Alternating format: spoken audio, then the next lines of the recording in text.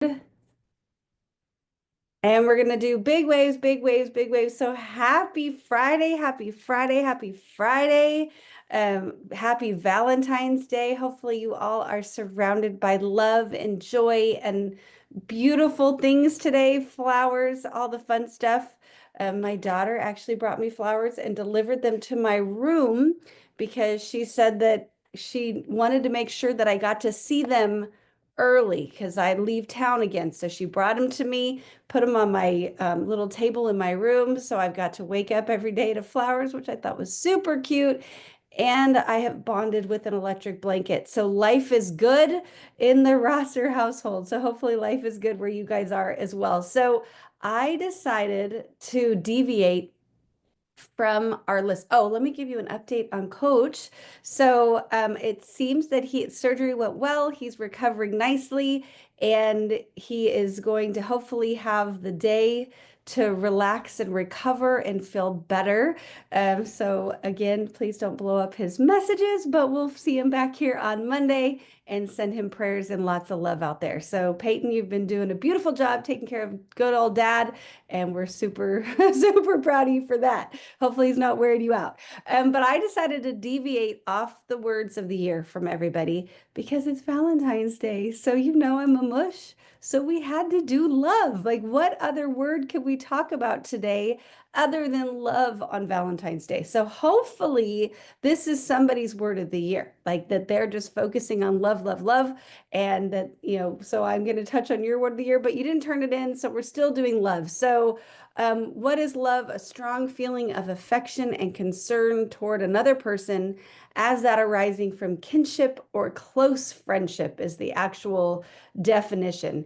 And I'll tell you that another quote that I found that, and this is Mother Teresa, and obviously amazing, but I love this one because it said, I have found the paradox that if you love until it hurts, there can be no more hurt, only more love. And any other big lovers out there? Like, I think I'm a big lover. Like, I love so big. I like that's well, everything I do, I feel like I do with love. So be it we're talking about business or we're talking about relationships or whatever, I'm going to bring love into it somewhere. We're going to love on our customers. We're going to love on our brand partners. We're going to love on our family. We're just going to love, love, love, love, love. And so what I looked into was, okay, so if we want to love on people, right? If we really want to love, um, how do we show it? So I looked into 8 ways that we can show love. And we're going to talk about like you love your person, right? However you want, but this is kind of more of a broad spectrum. Like, how do we love on each other in a community and in this world? So, first of all, let's show appreciation. And I feel like this can actually be hard sometimes because we can get a little well, maybe entitled, right? Like I am blessed by all of you. I should be showing you appreciation every single day when you show up for the Coaches Corner. Thank you guys for showing up for the Coaches Corner.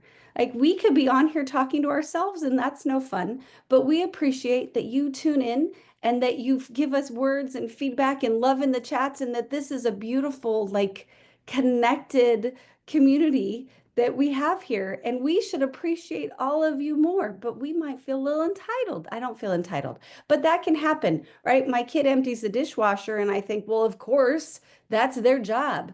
But instead, if I truly want to love him, I've got to say, oh my goodness, thank you. I know that that's one of the chores in your little bucket, but man, doesn't it make our household flow more nicely? Doesn't it make things easier when it's time for somebody to go cook? I'd say mom, but I was going to be lying to you right there. I almost did. It was close. I almost said that. But no, when somebody goes and cooks in the kitchen, it should be mom, but sometimes mom lags. But whoever's cooking, it's so nice when the kitchen's clean, when they're ready for it, right? Next is to offer encouragement. We can love on so many people when they're having a great day, we encourage them to have a better one. When they're having a hard day, we encourage them and let them know, you know what? You've got a track record of making it through all of the hard days that you've been through so far. So you're okay. You're going to make it through this hard one as well. But encourage the people that are in our community because that's a great way to love people. And doesn't it feel good when people do that for us? Next is to be understanding and flexible when possible.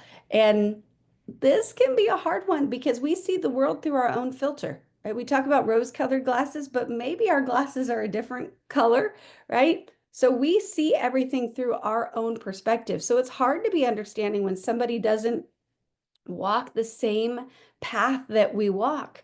And so one of the ways that we can love people is to understand that their journey is different. The way they express themselves might be different, whatever it may be, and be flexible when we can. But the flip side of this, and I love this because this is a lesser strength of mine, but to have firm boundaries. That is another way that we can love people because when we have boundaries that, this is my, we'll say soft line, hard line, however you want to say it. It's a way we love people because if we don't allow people to push us, well, then we won't have resentment, right? A boundary is actually to strengthen a relationship, not to weaken it. Because when people step on our boundaries, not because they're bad people, but because their are different, well, we can build up resentment and it can damage that relationship. So if I'm going to love you, I've got to let you know, hey, I don't know what my boundary is because I'm not good at this. My office hours don't start till 9, and so I'm not going to pick up the phone till then. Well, that's a way of loving me, so or loving you, so I'm not resentful when you call me at 6:15, right? And you're not mad at me when I don't answer, right? So it can be reciprocal right there. Next is to have a listening ear and keep those lines of communication open. We can love people silently, right? Have that conversation and let people express themselves, share their hopes, dreams, fears, complaints, right? Sometimes we have to just be a sounding board for the messy little conversations. But if we're going to truly love them, we can hear what they're saying. Doesn't mean we have to necessarily react to it or change anything or course correct, but we can absolutely listen because sometimes that's what we all need. I love a good listening ear. Focus on helping and training, but not critiquing. And whew, this one stepped on my toes. I'm not very good at this. So if I'm training you, oh gosh, I'm trying to think. I just trained somebody not too long ago on Canva, and it was not their strength, and training is not my strength. So this was a fun thing where I'm like, just, right? It's easy, just. And it's like, no, if I really want to love you, I've got to be patient. I've got to walk you through the steps, love you through it. And just because I have 15 years of Canva behind me doesn't mean that you do. And I think sometimes when we're training somebody, we're coming from our experience and whatever that is. Like when John's training me or Brenda's husband's training me on how to drive that tractor, they've grown up on it and they know what all the knobs, I don't even know what's in a tractor. They know what it all does. And I'm going to go in like I've never stepped foot in anything and I'm going to be really slow. And so for them to love on me, they're going to have to walk me through the baby steps. And when we're training people, we want to do that as well, but not critique like, oh my goodness, I can't believe you don't know, right? Because we've all maybe done that. Sometimes we shouldn't. Offer support in times of overwhelm. We've all had those days where we're running crazy. I think of Buffy when she was juggling 3 babies when they were teeny tiny and probably even worse when they were toddlers. Those days would be absolutely overwhelming. And we can love people by supporting in those moments of overwhelm. And it might not be something as big as all those babies, but maybe they're overwhelmed with laundry. So we can love them through it and throw a load in for them or do the folding or whatever it may be. But in the big times and the small times, we can support people in overwhelm. Next is to ask people how they're doing and really mean it. We all do this. We walk into a restaurant, the hostess says, "Hi, good evening. How are you today?" And we're like, "Good, good, good." Right? Now that's probably not the moment to trauma dump on the hostess at the restaurant, but when you're with your people and they ask and or you ask them, "How are you doing?" Take the time to listen. Oh, love the flowers that we just saw. I can't see the person or the name. Maybe Norma, love the flowers, absolutely gorgeous. We're going to say that that was a gift to all of us right there. But when we ask people how they're doing, slow down and hear them. Slow down and hear the answer.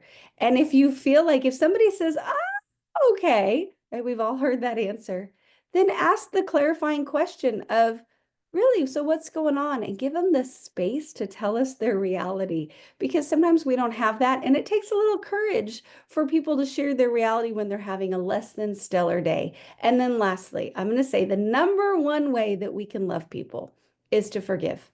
So I'm going to ask you guys, everybody raise your hand on here if you're perfect. Oh, Alan raised his. Oh, he put it down fast. Okay. So are you perfect? I'm not perfect. Oh, Hill kind of did. Okay. No, no, no. I'm nowhere near perfect. And I have hurt people and done stupid things and said the wrong thing. And oh, I could just sit here and list them all for you, but I don't want to because I'm hurting my own feelings, right? I'm not perfect. And none of the people around me are perfect either. But sometimes we expect them to be. And when somebody hurts us, we don't want to forgive them because we assume like this ill intent and malice and blah, blah, blah, blah, blah, right? But if we really want to love people, we can take the time to forgive them. That, you know what? You did hurt my feelings or you did do X, Y, and Z, but you're not perfect. I'm not perfect, and I'm going to love you right through it. So that'll just strengthen our relationships, make us happier humans, and life move a little bit more slowly. So I hope you guys go find somebody today to love on. I hope you guys are loved on big, big, big. And I hope you have a beautiful Valentine's Day. If you have a Valentine birthday, I didn't see it. So we want to love on you. I should have asked that in the beginning because you could have told us in the chat. But if your birthday is today, let us know because we would love to love you. But I hope you guys have a beautiful Valentine's Day and we look to forward to seeing you back here on Monday. So love you guys. Have a great weekend. Thanks for loving on us Love each and you, every day. I lady. appreciate Love it. you.